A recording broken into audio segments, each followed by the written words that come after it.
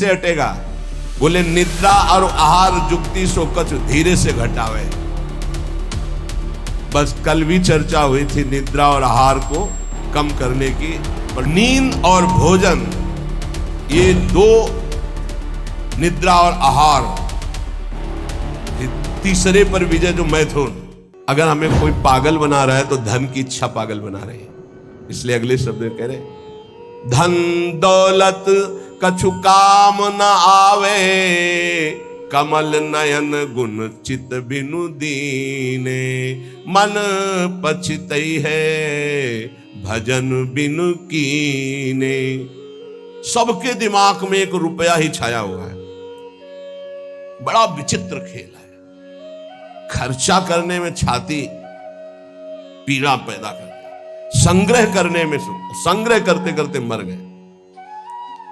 गांव में धन एकत्रित करके दीवाल में गाड़ दिए, मोटी मोटी मिट्टी की दीवारें होती और मर गए। जब दीवाल खुदी तब पूरा जीवन कंजूसी करके समेट कर यहां बैंक बैलेंस में जमा करते करते गणना में सुख का अनुभव रहा, इतना इतना और जमा, इतना और जमा, मर गए। किसके काम आएगा? क्यों नाम रूपी धन एकत्रित ना कर पाए? क्यों धन के द्वारा गौ सेवा, साधु सेवा, समाज सेवा, नाना प्रकार की भागवतिक सेवा, ये क्यों नहीं लाभ ले पाए? ये धन का बहुत बड़ा प्रभाव है, माया का बहुत बड़ा अंग है जो हर एक के दिमाग में अपना असर किए हुए है। हम जो भी प्रोग्राम करें उसका परिणाम धन हमारा होना चाहिए। चाहे वो कथा हो, चाहे वो यज्ञ हो, चाहे वो पूजा हो, जो भी हो। कोई बिरला ऐसा करता है जगत में, ऐसा नहीं कि नहीं है, कोई बिरला ऐसा करता है कि इसका फल हो श्री कृष्ण प्रेम लक्षणा भक्ति। है, ऐसा नहीं कहते कि नहीं है, पर सबके दिमाग में एक यही है कि जो मैं कर रहा हूं उसका परिणाम अच्छी धनराशि मिलना। इसलिए यहां कह रहे कि पछताओगे बाद में। क्या पछताओगे?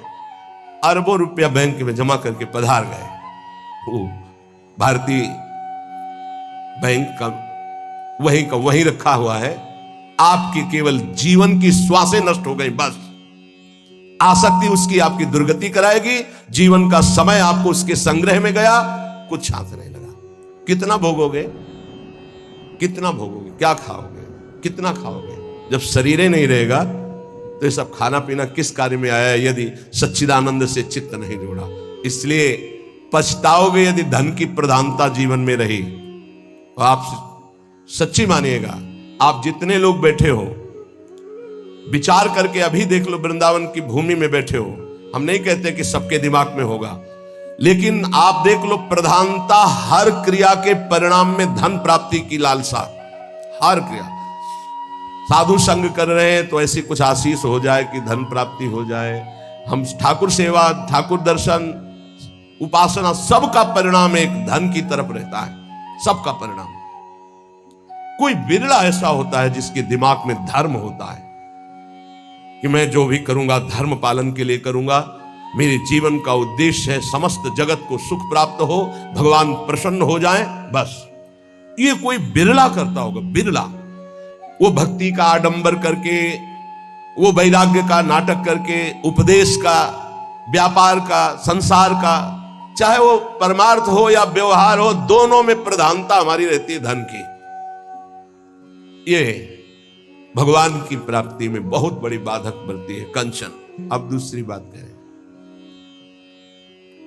देखत ही यह जगत संगाती। सबसे ज्यादा संसार में संगाती माना जाता है विपरीत शरीर को।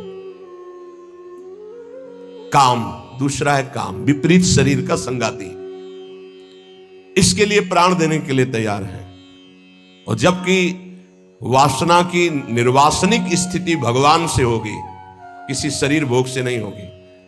उससे तो जैसे अग्नि में और घी डालते जाओ तो बढ़ती चली जाती है, ऐसे ही वासना की शांति भोग में नहीं, त्यागात शांति अनंतरम। लेकिन ना जानने के कारण पूरे के पूरे जीवन नष्ट हो जाते हैं केवल भोग चिंतन से। बहुत आश्चर्य की बात है, यदि इसे भजन के बल से, भगवत कृपा बल से, गुरु कृपा बल से इसे संभाला ना गया तो मिले भले कुछ ना, पूरे जीवन इसी का संकल्प बनता रहता है, चिंतन होता रहता है। ये ठग है जो हमारे जीवन को नष्ट कर देते हैं। कामिनी के संग की लालसा भगवत प्राप्ति नहीं होने देती। जैसे पहला था धन की प्राप्ति की लालसा, ऐसे ही जितना भी धन कमा लो, जितना भी सब कर लो, अंदर एक लालसा बनी रहेगी भोग भोगने की। ये अगर भावना शरीर भोग की बनी रही, ये भी भगवत प्राप्ति नहीं होने देती। कितना भोगोगे, कब तक भोगोगे? जब शरीर ही छूट जाएगा तो कौन तुम्हारा साथी होगा? बहुत विचित्र बात है, बहुत विचित्र बात है। देखत को यह जगत सगाती, इस संसार में केवल देखते देखते पूरा जीवन हो गया, कुछ नहीं देख पाए। 50 साल के हो गए, 40 साल के हो गए, भोगते भोगते जीवन व्यतीत हो, कुछ नहीं भोग पाए। क्या है? असंतुष्ट, वासना। इसी तरह से जितने संबंध हैं सब धोखे के संबंध हैं। उनमें यदि भगवत भाव करके नहीं जिए तो वो बंधन कारक है, धोखे में समय गया। पहला दिमाग में धन रहता है, दूसरा दिमाग में भोग रहता है, और जो इनको थोड़ा दबा पाया भजन से तो तीसरा दिमाग में रहता है हमारे यहां नाम हो जाए, लोग याद रखें। किसको लोग याद रखते हैं? भगवान को याद नहीं करते, तुम्हें याद करेंगे? भगवान को नहीं याद करते, जिनके याद करने से कल्याण हो जाता है, तो तुम्हारे को कौन याद करे? बोले यार कुछ तो ऐसा हम कर जाएंगे। कितने का कर जाओगे? क्या कर जाओगे? अरे जिन्होंने अनंत ब्रह्मांड बना दिए उनका नाम नहीं ले रहा, तो तुम 1-2 महल बना दोगे, 1-2 पौशाला और अस्पताल खोल दोगे, तुम्हारा नाम चलेगा? श्री कृष्ण ने अनंत ब्रह्मांड बनाए, सब थोड़ी नाम जप कर रहे हैं उनका।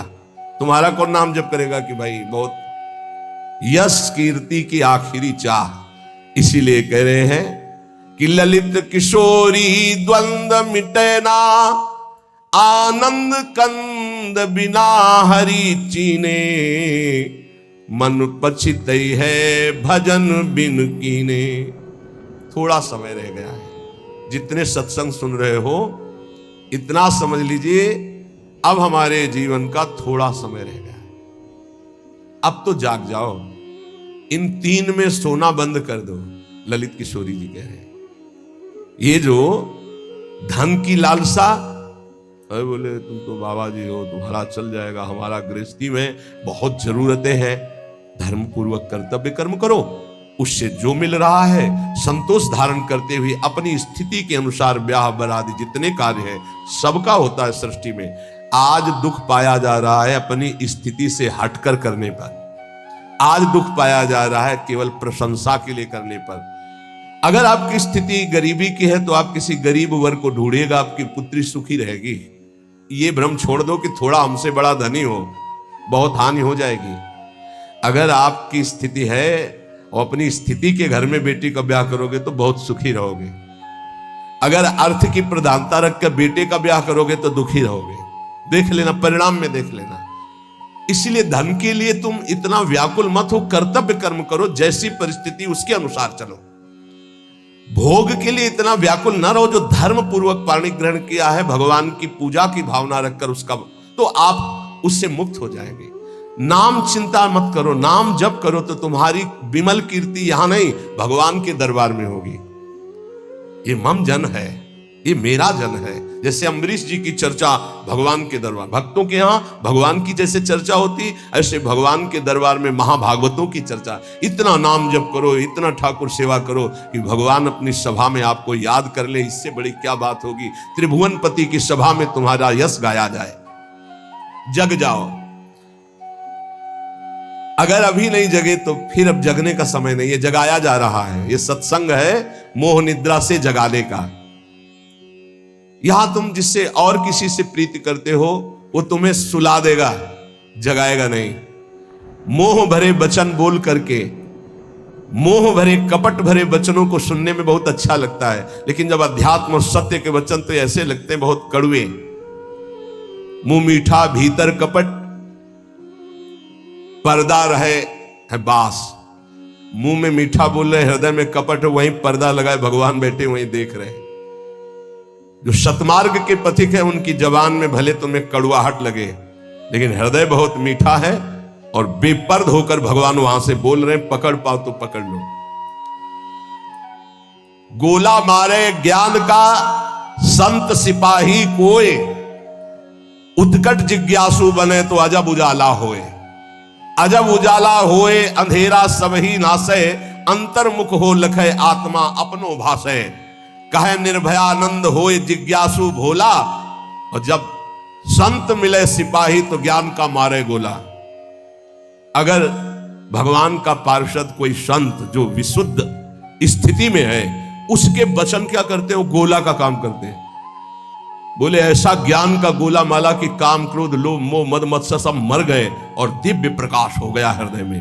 गोला मारे ज्ञान का संत सिपाही कोई, उत्कट जिज्ञासु बने और अजब उजाला होए। अगर संत वचन सुन लिए तो अमोघस से खाली नहीं जाते हैं, ये तुम्हारे जीवन का परिवर्तन कर देंगे। बस आपको जरूरत है उन शब्दों को पकड़ने की। जिस समय अंतर्मुखता बढ़ने लगे, आपको अपने दोष दिखाई देने लगे, जान लेना संत वचनों का प्रभाव शुरू हो गया है। अंतर्मुख हुए लखे, अपने दोष दिखाई देने लगे, मेरे में ये कमी, मेरे में ये कमी, हे भगवान ये मेरी कमियां कैसे दूर होंगी? तो जान लो संत संग का प्रभाव आपके ऊपर पड़ रहा है। आत्मा अपनो भाषे, अपने आप से अपने स्वरूप का बोध प्रारंभ हो जाता है जब किसी सच्चे संत का संग मिलता है। पाता है निज आत्मा विषयन सो मन रोक, काम क्रोध के वेग की जो सह जावे झोंक। संत संगी वही है जो काम क्रोध के वेग को सह जाए। काम आया सह गया, क्रोध आया सह गया। हमें देखते हैं कि काम क्रोध को सहने की तो वृत्ति साधक में है, लेकिन ईर्ष्या को सहने की शक्ति नहीं है। वो जहां ईर्ष्या करता है, दूसरे से निंदा करने लगता है, तो फिर उसकी काम क्रोध की शक्ति बढ़ जाती है और वो सहन करने में असमर्थ हो जाता है। अहम मैं जितेंद्रीय हूं, और ईर्ष्या दूसरे की उन्नति देखकर डा होना, जलन होना, जहां आया तो फिर वो वही परास्त हो गया जहां जीत रहा था। इसको पकड़ना। गुरु कृपा से काम और क्रोध पर विजय प्राप्त करने की योग्यता साधक में आ जाती। बहुत शीतल हृदय होने लगता है, क्या कुछ नहीं। और जहां उसके अंदर ये अहम आया और दूसरों को देखकर जलन होने लगी, अपने में अहम आने लगा, वही उसकी सामर्थ्य घट गई और वो उसी विषय के लिए रोने लगा। काम क्रोध आदि उसको परास्त करने लगे। समझना, इस बात को आध्यात्मिक चर्चा है जिससे आपको परम पद मिल जाएगा। आप अगर गुरु शरणागत है तो काम क्रोध आपके अंदर स्फुरित होंगे, परास्त नहीं कर सकते। चिंगारी की तरह स्फुरित होंगे, ज्वाला की तरह नहीं। पक्का समझ लो। दो बातें हैं यदि तुम काम क्रोध से परास्त हो जाते हो। पहला, आप गुरु आज्ञा का उल्लंघन करके कोई गंदी बात देख रहे हो, कोई गंदी बात कर रहे हो, कोई गंदी बात करने वाले लोगों का संग कर रहे हो। अगर ये नहीं तो फिर तुम काम विजयी होने का अहंकार कर रहे हो। अन्यथा स्फुरणा होती है और शांत हो जाती है। उसी मार्ग से चले हुए अनुभव की ये बात है। हम किसी की दूसरी तर्क वाली बात नहीं मान सकते, छाती की बात मानते हैं। ऐसे स्फुरण होता है और शांत हो जाता है, क्योंकि उसके लिए कोई चारा नहीं है। धीरे धीरे स्फुरण भी बहुत कम होने लगता है। पर जहां देखा गया अपने में अहंकार आया कि मैं जितेंद्री, और जहां दूसरे की उन्नति से डाह, तो फिर वही उसको परास्त कर देते हैं। चिंगारी को ज्वाला बनने में देर नहीं लगती। वो चिंगारी तब शांत होती है जब भगवत साक्षात्कार हो जाता है, सूक्ष्म रूप से विकार रहते हैं। पता है निज आत्मा विषयन सो मन रोक। जब संत वचन रूपी प्रकाश आपके हृदय में हुआ, तो ये जब पता हो गया कि तुम देह नहीं हो, भले अनुभव नहीं हुआ, तो अपने मन को विषय में जाने से रोको। बोले काम क्रोध के वेग की जो सही जावे झोंक। इनका झोंका आता है हवा का, जैसे झोंका, हवा का झोंका आवे, तूफान आवे, किसी पहाड़ का आश्रय ले लो, बच गया। छोटी मोटी पेड़ आदि का आश्रय मत लेना, नहीं टूट के गिर जाएंगे आपके ऊपर, वही मार देंगे। क्या करना है? पहाड़ का आश्रय। पहाड़ कौन है? भगवान के प्रेमी महाभागवत जनों के वचन, या भगवान नाम, या भगवत लीला गुण कीर्तन। जहां कामादि दोष आवे मजीरा उठाओ, राधा राधा राधा एक मत सुनो मन की। देख लो अभी साफ हो जाएगा गंदगी जो आई थी। या कोई संत के उपदेश सुनने लगो, या भगवान की लीला गायन करने लगो। प्रियालाल के चले जोई जोई प्यारो करे शुरू करो, और आज वह देखियो तो प्यारी, चले जाओ वहां तक 84 पदों का गायन पक्का। जब तुम्हें काम सतावे, चतुरासी जी का गायन शुरू कर देना, गायन। और अगर ना चला जाए तो हमसे बताना, है निज अनुभव की बातें हैं। चतुरासी जी का फल ही है भवजल निधि को नाव, काम पावक को पानी। तो जो सही जावे झोंक, ये आंधी आती जाएंगे, टिकेंगे नहीं। आगमा पाइनो अनित्यास्तास्तितिक्षस्व भारत। जो सही जावे झोंक यार विक्षेप हटावे, निद्रा और आहार जुक्ति सो धीरे से घटावे। समझिए, काम क्रोध की झोंक आई तो कह रहे यार इससे जाओ, भारी विक्षेप है, थोड़ी देर के लिए है, विचलित मत होना। विचलित वही होगा जो काम की खुराक रखे हुए है। खुराक क्या है? मोबाइल खोला, गंदी बात देख ली, या कोई अपने हाथ से गंदी क्रिया कर ली, या गंदे जनों का संग कर लिया। इससे क्या होगा? आप झोंक नहीं सह पाएंगे विकार की। कह रहे हैं जो सही जावे झोंक यार विक्षेप हटावे। प्रभु के दर्शन में यही बाधा है, नहीं तो खुले टहल रहे हैं। वृंदावन है, यहां खुले प्रभु टहल रहे हैं, बस दृष्टि चाहिए। यार का तात्पर्य बहुत प्रेम भरा शब्द है। मित्र एक बार सह जाए इसकी झोंक को, आगे निकल जाएगा। जो सही जावे झोंक यार विक्षेप हटावे तो विक्षेपेगा। बोले निद्रा और आहार जुक्ति सो कछु धीरे से घटावे। बस कल भी चर्चा हुई थी निद्रा और आहार को कम करने की, पलटू स्वामी की। इन निर्भयानंद जी बड़े सिद्ध महापुरुष ब्रह्मानंद में डूबे हुई, इन दो पर असर साधक अपना दिखा दे। ये दो सबके ऊपर असर दिखाए, पूरा जीवन व्यतीत हो जाता है। खाना और सोना, अच्छा भोजन और खूब चक सोने को मिले। कह रहे कि अगर परमार्थ का लाभ लेना है तो साधक दो पर अधिकार करे, नींद और भोजन। फिर बार बार कहते हैं अभ्यास अभ्यास। नींद और भोजन, ये दो, निद्रा और आहार, फिर तीसरे पर विजय जो मैथुन, फिर चौथा जो भय। ये चार ऐसे दोष है पूरी सृष्टि को अपने अधीन किए हैं। निद्रा, भय, आहार, मैथुन, ये सब के सम जग उपजाए, सब इसी में फंसे हुए हैं। ऐसा साधक इन चारों पर विजय प्राप्त करनी। निद्रा तब जब आहार पर आप संयम करेंगे। बहुत बार आहार पे चर्चा होती, भाई आहार को संभाल लो, इसको बढ़ाते चले जाओ, एक एक कवल बढ़ता चला जाएगा। इसको घटाते चले जाओ, घटता चला। 400 ग्राम में पूरे 24 घंटे शरीर का सम्यक मेहनत करते हुए पोषण हो जाएगा 400 ग्राम में। यहां यही है कि अगर आप भगवत मार्ग में चलना चाहते हो तो आहार पर संयम करो तो नींद पर संयम हो जाएगा। आहार पर संयम करो, पर इतना भी संयम न करो कि सीढ़ी चढ़ने उतरने लायक न रहो। उचित आहार लो जितना आपको नींद ना सतावे। ये बहुत बड़ी सिद्धि है। अगर आप निद्रा और भोजन पर शासन नहीं किए तो काम और क्रोध पर शासन नहीं कर पाओगे, पक्का। ये चार चीजें साधु के जीवन में बिल्कुल शासन में होती है। निद्रा, भय, आहार, मैथुन। भय नहीं होता साधु को।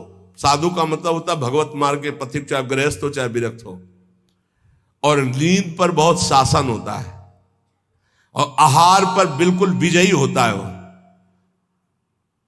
और वो मिथुन धर्म का त्यागी होता है, चाहे गृहस्थ हो चाहे विरक्त हो। अरे ऐसे ऐसे गृहस्थ हैं अपने ही पास है कि हम उनकी चरण वंदना करते हैं।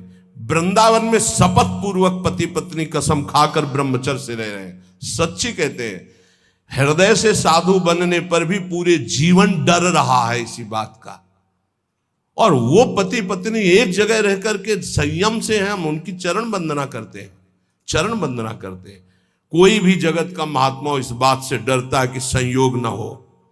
वो संयोग में पड़े हैं, एक ही घर में रहते हैं, ज्यादा जगह नहीं तो हो सकता है कोई एक ही आसन में रहते हो, लेकिन बलिहारी कसम पूर्वक ब्रह्मचर्य।